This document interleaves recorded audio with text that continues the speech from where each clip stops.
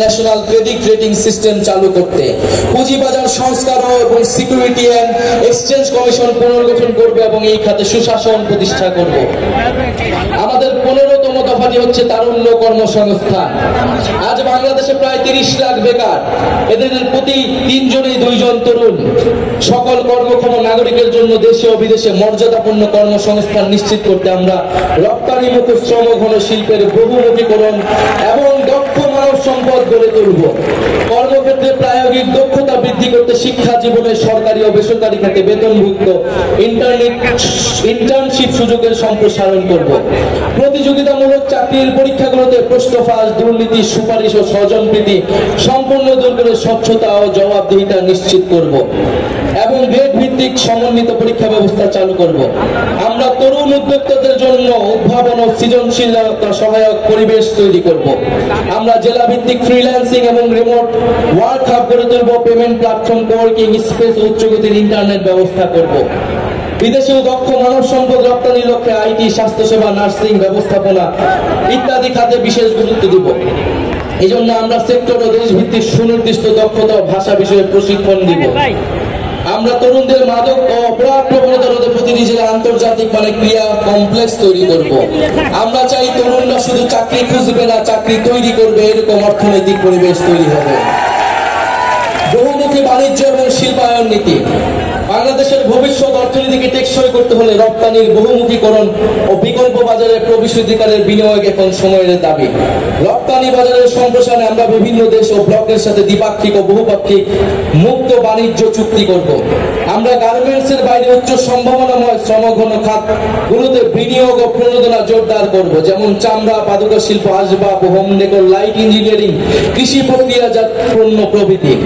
পাশাপাশি আমরা বিভিন্ন উচ্চ মূল্য সংযোজন খাত যেমন ঔষধ শিল্প, ইলেকট্রনিক্স ও তথ্য যোগাযোগ প্রযুক্তি প্রসারে বিশেষ নীতি সহায়তা প্রদান করব। এলডিসি থেকে উত্তরণের ফলে দেশের ঔষধ শিল্পে সৃষ্ট সম্ভাব্য সংকট মোকাবেলায় আমরা কার্যকর পদক্ষেপ নেব। ব্যবসা সহজীকরণ, জ্বালানি নিরাপত্তা ও আধুনিক অবকাঠামো নির্মাণের মাধ্যমে আমরা বাংলাদেশকে বৈদেশিক বিনিয়োগের এক আকর্ষণীয় গন্তব্যে পরিণত করব। আমরা 50 বছর মেয়াদী শিল্প উন্নয়নের মহাপরিকল্পনা প্রণয়নে শিল্প খাতের বিশিষ্ট ব্যবসায়ী, গবেষক, নীতি নির্ধারণী সমন্বয়ে একটি কমিশন গঠন করব। আমাদের 17তম দফাটি হচ্ছে টেকসই কৃষি ও খাদ্য সার্বভৌমত্ব। আমাদের নতুন বাংলাদেশে কৃষি পণ্যের সরবরাহ ও ন্যায্য মূল্য নিশ্চিত হবে, পাশাপাশি ক্রেতার স্বার্থ সংরক্ষণ করা হবে। আমরা কৃষিতে আধুনিক যন্ত্রপাতি, জলবায়ু সহনশীল জাতের বীজ, পরিবেশ বান্ধব সার এবং প্রযুক্তি নির্ভর সহায়তার উপর যথাযথ ভর্তুকি প্রদান করব, যার মাধ্যমে উৎপাদনশীলতা এবং লাভজনকতা বাড়ানো হবে। কৃষি সম্প্রসারণ কার্যক্রমকে দক্ষ ও আধুনিক করে তোলা হবে। প্রশিক্ষণ এবং মোবাইল ভিত্তিক পরামর্শ সেবা সহজলভ্য করা হবে। আমরা কৃষি উৎপাদন ও সরবরাহ পরিস্থিতি বুঝতে একটি ডাইনামিক জাতীয় ডেটাবেস তৈরি করব। খাদ্য দ্রব্যের দাম স্থিতিশীল রাখতে আমরা টিসিবির মাধ্যমে ন্যায্য মূল্য খাদ্য বিক্রি, বাজার বাফারিং অপারেশন এবং প্রয়োজনীয় আমদাকে কৃষি উৎপাদন পরিস্থিতির সাথে সমন্বয় করে পরিচালনা করব। কৃষি উপকরণের ভেজাল রোধে কঠোর নজরদারি ও জবাবদিহিমূলক লাইসেন্স ব্যবস্থা গড়ে তোলা হবে। বিষমুক্ত এবং পুষ্টিকর খাদ্য উৎপাদন এবং কৃষি প্রক্রিয়াজাতকরণে বিনিয়োগ উৎসাহিত করে কৃষিকে রপ্তানিমুখ এবং টেকসই খাতে রূপান্তর করা হবে। একই সঙ্গে দেশীয় বীজ গবেষণা, সংরক্ষণ, বিতরণ ও সক্ষমতা বৃদ্ধি করে শুধু খাদ্য নিরাপত্তা নয়, খাদ্য সার্বভৌমত্ব নিশ্চিত করাই আমাদের অঙ্গীকার। শ্রমিক, আমাদের 18তম দফাটি হচ্ছে শ্রমিক কৃষকের অধিকার। আমরা বাংলাদেশের প্রাতিষ্ঠানিক, অপ্রাতিষ্ঠানিক, কৃষি, গৃহ, অভিবাসী, পরিবহন ও স্বনিয়োজিত সকল শ্রমিকের স্বীকৃতি ও আইনি সুরক্ষা নিশ্চিত করব। আমরা দিনমজুর, চা শ্রমিক, গৃহকর্মী, নির্মাণ কর্মী, পরিবহন কর্মী সহ সকল নিম্ন আয়ের শ্রমিকের অর্থনৈতিক সুরক্ষা নিশ্চিত করতে অঞ্চল ভিত্তিক আয় সক্ষমতা ও ক্রয় ক্ষমতার নিরিখে একটি সমন্বিত ন্যূনতম মজুরি কাঠামো তৈরি করব। আমরা শ্রমিকদের সামাজিক সুরক্ষা, আইনি সুরক্ষা ও পরিবেশ জলবায়ু পরিবর্তনজনিত প্রভাব থেকে রক্ষা করব। আমরা শ্রমিকদের জীবন ও জীবিকার সামগ্রিক সুরক্ষার জন্য স্থায়ী শ্রম কমিশন গঠন করব।